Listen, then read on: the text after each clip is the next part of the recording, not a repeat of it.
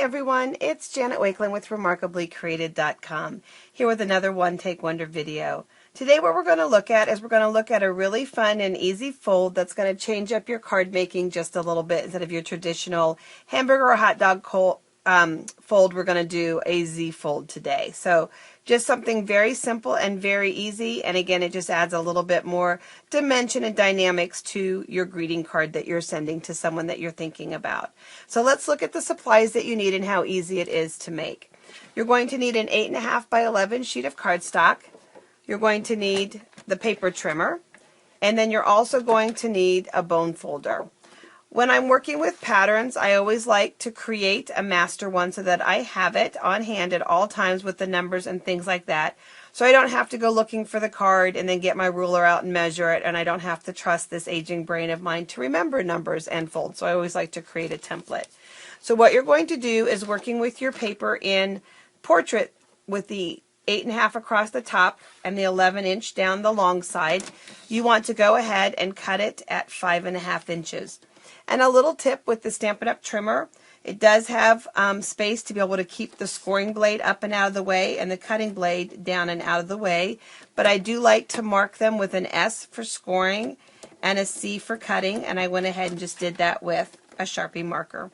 So let's go ahead and cut it. You're going to take this piece and put it in your scrap bin and save it for a future fun project. And then what you're going to do is you're going to take the upper right corner and you're going to make sure that it's in the cutting track. So you're going to make sure that that point's there. And one of the things that you can do is you can rest an edge up against. This has a raised lip, which is really nice. And you're just going to start to rotate this till the lower left-hand corner is on the 3-inch mark. Again, keeping that corner in the cutting blade. So your upper right-hand corner is in the cutting track. The lower left-hand corner is on the 3-inch mark. And again, we're just going to go ahead and got that up out of the way, and we're just going to cut it. And so now we have a piece that is 5.5 inches on the left hand side and 3 inches on the right hand side.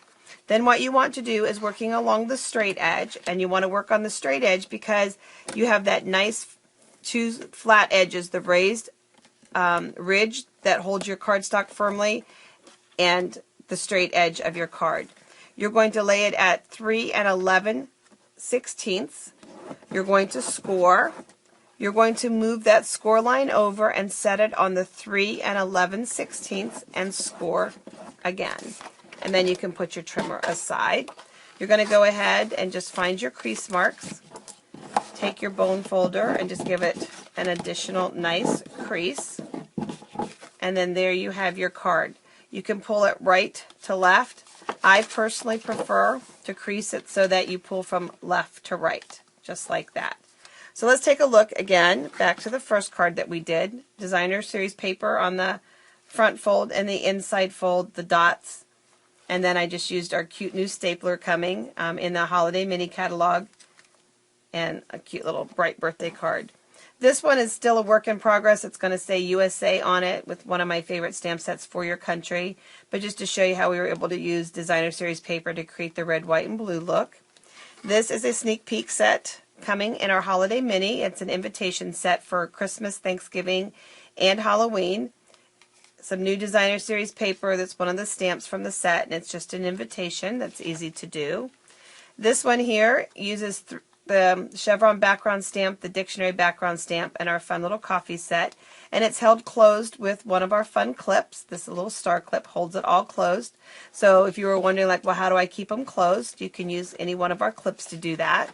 And then another idea for keeping them closed is with a belly band.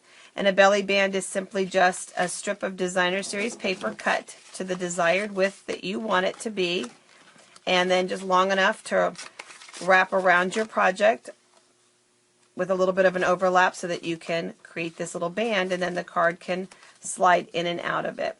Let me give you another tip for this project and working with the Designer Series paper. Let's take and let's score this one real quick. 3 11/16. 3 11/16. So we've got our score lines again. And get my creases. And now I have a piece of Designer Series paper that is cut at 3.5 And what I'm going to do is I'm going to take just a tiny dab of adhesive, just enough to kind of help hold on to this a little bit. I'm going to put the Designer Series paper up a little higher from the edge so that you've got what would look like uneven borders. You've got your border on either side, but now this one's bigger than the two sides. And then I'm going to go ahead and open it up. Boy, I kept burying everything, guys. We're going to go ahead and using, make sure this doesn't turn on us. There we go. Using the edge of your card as a guide, you're going to go ahead and cut your Designer Series paper so that you get the right angle that you're looking for. We're just going to pull up that piece of Designer Series paper. How did I do that? Oh, I know what I did. Oh my gosh. I'm going to laugh at myself, guys. I cut it on the wrong border. It's okay. It's a bigger piece than what I needed. So, that's an easier piece to work with. You want to cut it on, I cut it on the middle edge. Sorry about that. I was wondering why it was so long. There we go. So now we'll just pull this piece up. We'll add adhesive to it. We can put it on. And now I will have a border around it to work with. I can go ahead and this time let's work with the striped side. And again, we're just going to raise it up just a little bit. Use the right edge this time to cut the size that I want. And go ahead and lift it up gently. You may have some other temporary adhesive. A glue dot would work good. I just didn't think to put a glue dot at my workspace here for this video, so I apologize for that. But one single glue dot would also work great. And then you have your little border and your edge. Very much like the very first one that I showed you. You can see the white edge around it. So that's how I get the right angle of the card when I'm cutting it. So just another little tip for you.